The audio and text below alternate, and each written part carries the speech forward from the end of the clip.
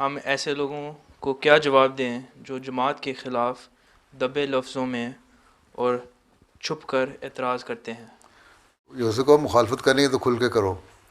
دیکھو نا، بعض لوگوں کو کسی عہدے دار سے کوئی گریونسز ہیں، یا کسی کو کسی وجہ سے تکلیف ہوگی سچی تکلیف ہوگی، لیکن اس کا مطلب یہ نہیں کہ جماعت کو بدنام کرو یا وہ سسٹم ہی سارا خراب ہے. وہ اس کی پرسنل برائی ہے جس کی وجہ سے اس کو نقصان پہنچا، تو وہ جو ہمارا سسٹم ہے اس کو اطلاع دو. ہاں، حضرت صلی اللہ علیہ وسلم نے فرمایا کہ تم لوگ نے اطاعت کرنی ہے جماعت کی، ایک قوم رہنا ہے، ایک رہنا ہے. اللہ تعالیٰ نے قرآن شریف میں فرمایا کہ ایک رہو گے، اگر تم ٹوٹ گئے تو بکھر جاؤ گے اور پھر تمہاری پاس کچھ نہیں رہے گا.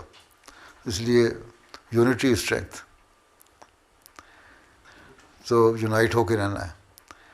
اگر تمہارے پاس پرسنل گریوینسز ہیں کسی کے لیے تو وہ اس کو دور کرنے کے لیے عہدے دار جو ہیں بڑے ہیں ان سے کرو، اور یا پھر ان سے نہ زیادہ تعلق رکھو.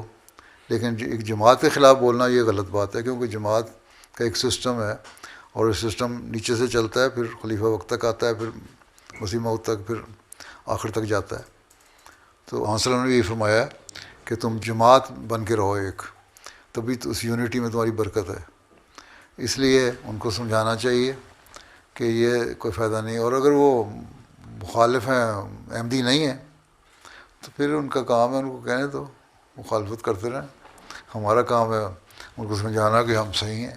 اگر ہمارے عمل ٹھیک ہیں، ہم اگر پریکٹس کر رہے ہیں صحیح اسلامی حکموں پہ، نمازیں پڑھ رہے ہیں 5، دعائیں صحیح طرح کر رہے ہیں، اللہ تعالیٰ پہ یقین ہے، حضرت صلی اللہ علیہ وسلم کے پر یقین ہے، قرآن کریم ہم پڑھ رہے ہیں، اس کے حکموں پر سمجھنے کی کوشش کر رہے ہیں، اور پھر اس زمانے میں حضرت مسیح موعود علیہ السلام نے جو ہمیں لٹریچر دیا ہے اس کو پڑھ کے اس پہ سمجھ رہے ہیں، تو پھر ہمیں کسی کی پرواہ نہیں، ہم ان کو جواب دے سکتے ہیں. ٹھیک ہے. جزاک